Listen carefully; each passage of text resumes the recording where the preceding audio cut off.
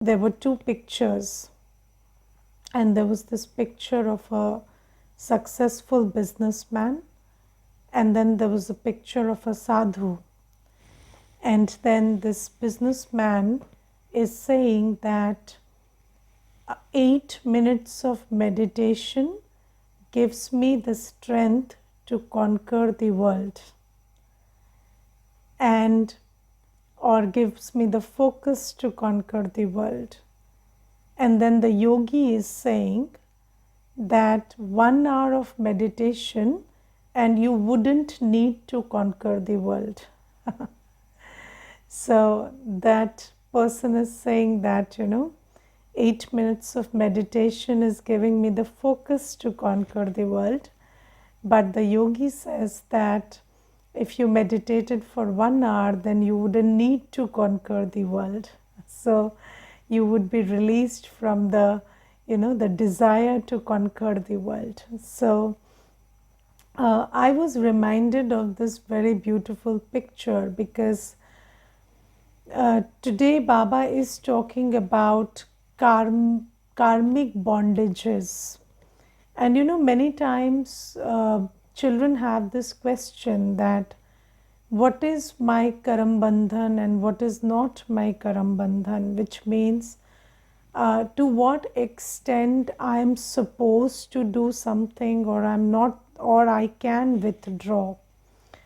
But the question is, even if you're given a certain direction, so you see that we listen to the Murli every day, and in the Murli Baba is saying that you live in the world but completely withdraw from the world. So, from this body, from relationships, from whatever there is around you, you completely withdraw your man and buddhi from that and just use it to remember Baba and do Baba's service, right? So, but do we really do that? We don't do that. Why?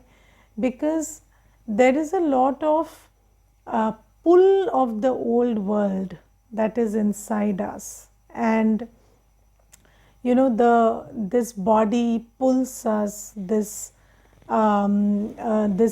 relationships pull us, or things of the world, they pull us, matters of the world pull us. And then there is belief systems of the old world, they pull us, and they pull our mind, body and wealth. They pull our time, thought and energy, and that pull is something which is very individual. So let me tell you one thing. So let's say somebody says that I do not, these days people are having this OCD sometimes, and as one person feels that, I have to wash my hands 20 times a day, 20 times in an hour maybe, right? And then you're trying to convince that person that the hand is clean. But what does he think? He thinks that, no, your hand is dirty, you are not washing it, and you are asking me also to be dirty like you. Now, so you see, there's this thing inside that soul which is pulling it to wash the hands 20 times an hour. And however much you tell them, you cannot free them from that pull, right? Now, right now you feel that, this is unnecessary and this person is just being very, very insane in doing it. But then however much you think that the other person is not, wise in doing that, that person is feeling the pull of doing it. So similarly, we are all having our own pulls. So, there is this compulsiveness inside us. This compulsiveness which tells us that you have to do this, right? For example, There are some things that Baba says, okay, you have to, so that's allowed in Srimad also. So let's say Baba doesn't say that if you have a body, don't give it rest. No, that is not recommended. Baba would say that if you have a body, so you give it rest. But how much of rest? 5 hours, 6 hours of rest, right? So maximum 6 hours of rest. Or Baba would say that, Baba wouldn't say that don't eat food, don't feed your body. Baba says you have a body, you have to feed it. But feed it with pure food, food that is cooked and served in Baba's remembrance. Then Baba would tell us that if you have a body, you have to keep it clean also. So take a bath twice a day is recommended, because the body gets very dirty in this world. So you have to take a bath. So Baba says these are things that Baba recommends that we have to do. It's not like you have a body and because you have pulled your intellect away from the body, so Baba says just ignore the body. No, Baba would say that, this is according to Srimad. So give your body rest, give it, wake it up, let it sit in meditation, feed the body properly. It's not like don't feed the body, but feed the body not only with food that nourishes the body, but nourishes the soul also. Not the other kind, which is feeding the body but destroying the spiritual vibration. No, do not take that kind of food, Baba would say. So you see, and then Baba would say that if you have little children, it is not recommended that you run away from their responsibility. Cook for them, give them food, send them to school, provide them with good education, right? So Baba would say all that, and then Baba would say it's not like if you have a husband or you have a wife, then don't care for them in illness or in problems, or don't give them don't cook for them or don't earn for them. Baba wouldn't say that. So these things are some things that Baba is asking us to do, because Baba says, okay, when you live in the old world, then these things are recommended, but then there is a lot more of our time, thought, energy, body, mind, and wealth that we are investing in the old world, which is up and above this bare minimum, right? So, how much you think about your body, or how much you think about gratifying your senses, or how much extra sleep you're taking, or how much how much you are investing in terms of time, thought, and money in your relationships, which is an extra. So all of these things Baba is pointing out every day, that instead of doing that, you must invest that in seva, you must invest that in remembering Baba. But how do you come to that place? So first step is you start practicing that I am a soul and start remembering Baba. Because you see that when you are pulled by Baba, only then you will be pulled away from Maya. So these karmic accounts they create a kind of compulsiveness inside you, which is pulling you, and that is the pull of Maya or the pull of Karam Bandhan. But how do you get pulled away from that? Only when you remember Baba a lot, and only when you have this yoga power, then your buddhi will work so well that you will be able to understand that this is necessary and this is extra, right? It will not happen by listening to lectures and classes, but only when you start practicing, I am a soul and I actually belong to Baba, and you start experiencing that love, that peace, that purity from Baba, and you start getting full from inside, then the locks of your intellect will open and you will be able to see what is the necessary investment you're making and what is the unnecessary investment you're making. So this is how you start with realizing what is your karam bandhan and what is not your karam bandhan. So let's say, there is a person, and Baba today says, let's say, for example, his children are of marriageable age, and that person asks Baba, should I get my children married? So what would Baba says? Do as you wish. Baba wouldn't say don't get them married, or Baba wouldn't say, because Baba is telling you that it's not a good karma to create. But still, if you're asking Baba, then Baba wouldn't say no, you don't do it, or I ask you not to do it. No, Baba has told us that that's not good karma. But still, if we are asking, then what would Baba understand? Baba would understand that this person is pulled by that desire to get the children married. And that desire is pulling this person. Why? Because there is a burden of sins which is pulling him to create further sinful account. Yes, so let's take very small examples.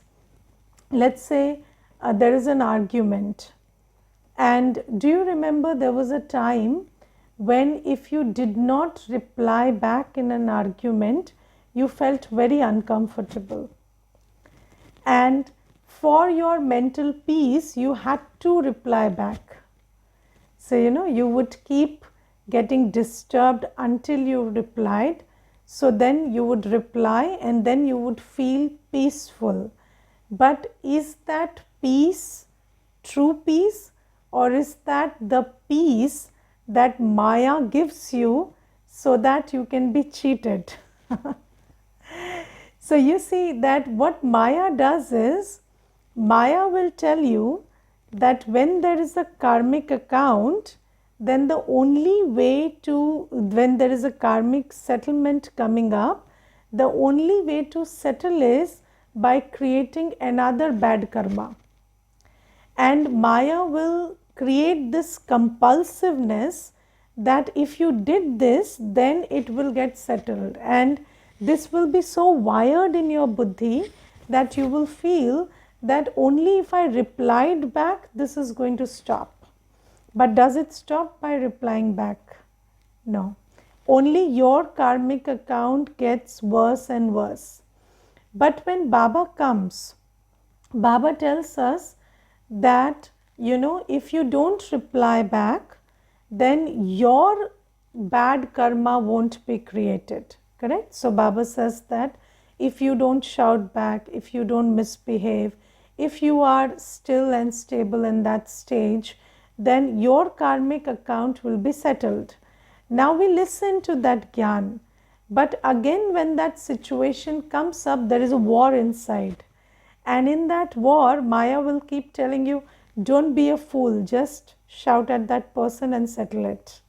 And you will also hear Baba saying, no, children, be quiet, be peaceful. It will not get settled, it will only increase.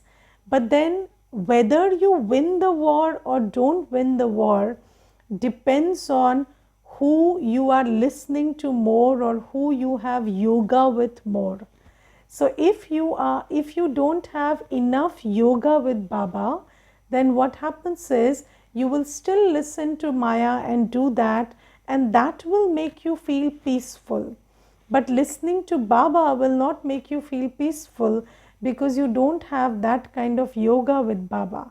So your sanskar will pull you into creating a negative karmic account. So you see that there is this very good story, and I always share this story in the course also, that there was a grandfather, and he was telling this story to his grandson, that inside every person there are two wolves. Yes, and one is good and one is evil. and they keep fighting with each other. And then the grandfather stopped the story there. And then the grandson said, just finish the story. So I said, what finished the story? I told you that there are two wolves and they keep fighting.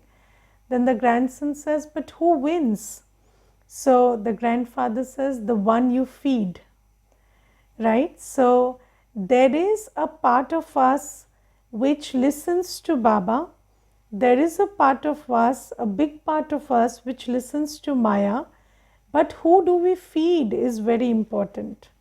So if you keep remembering Baba, if all day you are holding Baba with your buddhi, if whole day you are having your communion, your yoga with Baba, then you will have enough power to choose to perform an action which relieves you from karmic account and doesn't increase your karmic burden.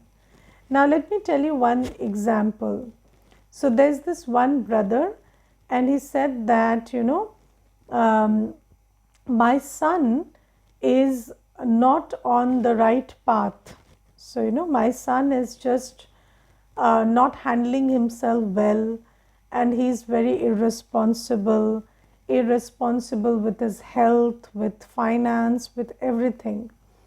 And you see, Didi, every time I sit in meditation, I only am pulled by these thoughts that, my son is going astray and he's not doing well. So, what will happen to him? And I start worrying about his future.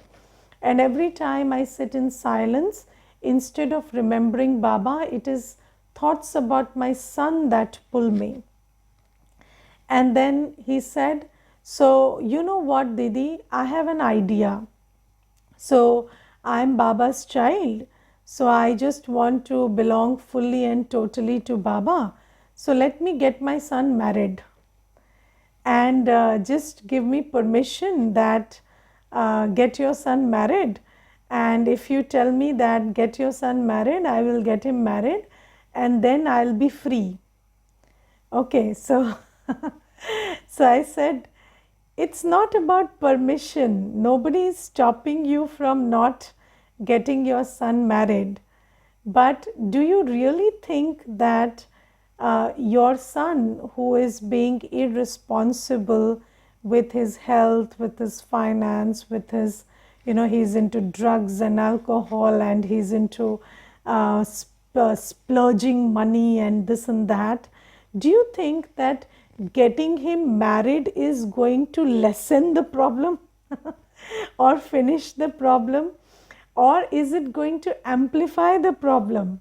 So I said, no, Didi, but you see, if there is a woman and she cares and she's there around him, so maybe he will get sorted. So I said, but these are assumptions. Why do you think that you have a son and you brought him up so well and he is not in a position to take care of himself? And why do you think there will be another woman out there who is in such a position that she will take care of herself, have no expectations from your indisciplined son, and also take care of the son and make his life heaven? Why do you think like that? Which world are you living in? So he said, but you see, Didi, everybody in the world is saying that.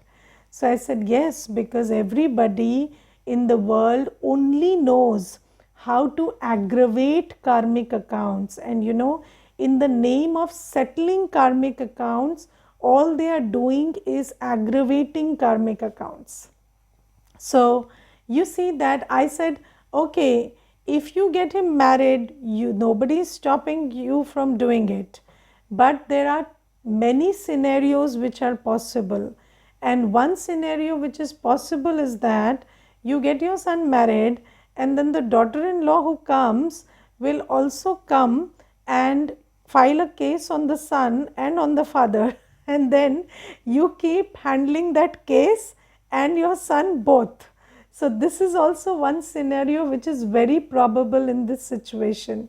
And then he said, Didi, please bless me. Don't say these things. This will not happen. So I said, if it stopped by me saying it or me not saying it, then I would be a very powerful person in the world. But that's not how it is. It is Gyan which tells you that if you have a karmic account, you don't settle it by performing other acts of lust, anger, ego, attachment, greed. No, you don't settle it like that. So you see that this is what Baba is telling us, that whenever there is a karmic settlement coming up, so you see, when there is an illness, let's take another scenario. These days, when there is an illness, what do the people, generally people, what do they want to do in that illness? They want to just take painkillers and lie down and sleep, or watch TV and take a lot of painkillers. But nobody wants to muster the strength to, finish that illness by keeping themselves spiritually fit. So you see that when Dadi used to have, Janki Dadi used to have these phases of karmic settlement through the body, what she used to do is just, just be in Baba's remembrance, be very quiet and settle that karmic account. And she would never complain, she would never crib, she would take the medication but not extra. So, it is not just the medication that she relied on. So Baba says medication 5%, yes, meditation 50%, and 45% good wishes. The good wishes that you have earned will work. But do we pay attention to just the medication, or do we pay attention to the meditation also and the good wishes also, that to earn the good wishes that will help us at that time? So Baba says that, I am teaching you the methods to settle karmic account, and karmic accounts don't get settled when you go the worldly way. So the worldly way is, so let's say there is a bad relationship, there's somebody who is controlling you or dominating you, or there's somebody who is abusing you all day. Then what do you have to, so you go and file a case against them, or you seek legal help. Is that going to help? Yes, so yes, that will help you. That will help you leave the person. But the thing is, why do you have to go to these lengths to leave the person? You can leave them just like that also. But it is anger which is driving you. It is attachment which is driving you into such vengeance. And if you can't deal with your own emotions, if you can't find solution to your own emotions, then do you think the world will find solutions to your relationships? So no. So if you are performing acts driven by the bhavna to seek vengeance or revenge, or if you are driven by acts if you are driven by anger which is making you perform certain acts, that is not going to lead to a solution. Yes, and I remember there was this one brother, and he said that I had some problem with my neighbor, and I made a complaint about him to the police. And the thing is, he was a very powerful person, and because I complained, he could move the whole system, from the top to the bottom, and he made my life miserable after that. So you see that this is how it works. So you don't settle karmic accounts by using your physical power, physical, approach, or physical contacts. You settle karmic accounts by working on the anger that is rising inside you, the feeling of revenge that is rising inside you.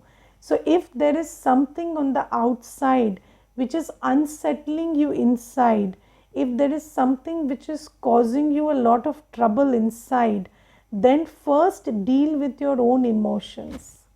And how do you do that? With yoga power. And when you have enough yoga power, when you are in a place of peace inside, despite everything outside, then you will be able to come up with a solution which will actually be a solution. That solution could be a communication, that solution could be a conversation, that solution could be anything. But in order to arrive at that solution, you need to be in a place of calmness inside, in a place of purity inside. And Baba says this is the only way to settle karmic accounts. And mostly what happens is, now let's say, Baba says that, you must invest whatever you have in seva. And then, the mind says that I must have something of my own, maybe one house, one something that is in my name, that will give me my security. But do you really think a house will give you security? What will give you security? Security is not physical. And security doesn't come from having a house or having a bank balance or something or something. Security, being secure, is a very, is a very internal thing. It's a spiritual aspect. And if you are not secure now, if you ask, if you come to Baba's place and you say, should I build a house? Baba will say, go build your house, do as you wish. But then Baba says, why do you want to build a house? So a house is a good thing to build, why not? But build it in a manner that it is used for seva. Have that intention, and have that, an intention should be followed by action also. It's not just intention. But you see, if your food is not pure, if you're bringing onion garlic into the house, if you're making that environment full of negativity and gossip and too much of people coming into the house, then how can it be used for seva? So Baba says, be a sevadhari, and then Baba will give you 10 houses which you can take care to do seva. But that's not, but if you just want to build a house because it is going to give you security, that's not coming from a house. So Baba says there is nothing wrong with the house. There is nothing wrong with the marriage of children. There is nothing wrong with, taking painkillers. But just know that what is the intention behind doing it. So if you know that, that the child is going to be the same, the problems are going to remain the same. But if that child is insistent on getting married, you cannot stop it. So okay, let that soul go and get married. But that's between him and his karmic account. But if you think that marriage is going to solve a problem, it's not going to do that. Building a home is a very good idea. But if you're building a house, know that that house is not going to give you security. How you use the house, how you use the resources, and if you use it for seva, that's going to give you security, because that is punya karma. And Baba says, if you eat a painkiller, no problem. But when you eat a painkiller, what is your intention? Just the painkiller will give you 10 hours of sleep instead of 6, or you want to eat the painkiller and do some seva, so that the punya ka khata that you earn out of it is going to relieve your physical pain further. So Baba says that this is how you finish your karmic accounts. It's not like, and Baba says Maya will always tell you that the only way to finish karmic accounts is to aggravate them by by performing acts of lust, anger, ego, attachment, revenge, jealousy, fear, this and that, right? So this is how Maya will drive you crazy. But Baba says, You have to overcome the pull of Maya, and that will happen only if you meditate a lot. So let me come back to where I started. So, the yogi says that if you meditate for 8 minutes, it makes you focus on how to be successful. But if you meditate for 1 hour, it relieves you of the desire to be successful. And if you think that Baba should help you reach your limited goals, then you may keep running after those limited goals, and you will draw yoga power from Baba, and you keep running after those limited goals, and maybe you achieve them also, but then in the long run those limited goals are not going to serve you, because in the long run we are all dead. So even those limited goals that you attained are not going to be there for you. But Baba says, if you use yoga power, if you use this power of being considering yourself a soul and remembering Baba, to finish that fire of lust, anger, ego, attachment, greed, desire, fear inside you, then you will be able to really see what is worth investing it, what is worth investing your time, thought and energy, body, mind and wealth into. And if you invest in that thing which Baba tells you to invest, that will give you a long-term return, and that will not be deceiving you at the end. So this is what Baba is talking about, settling karmic accounts today. And then Baba today says that just put a break to all those negative thoughts. So Baba today says that learn the art of steering your thoughts in the least time possible, and learn the art of applying a brake, and the power of your intellect cannot then go to waste. So you see that there is this one brother and he's a student. So he said that every day I sit to study, but I am not studying. So I said, why you're not studying? So he said, 8 hours I'm sitting on the table, but I'm not studying for even 8 minutes.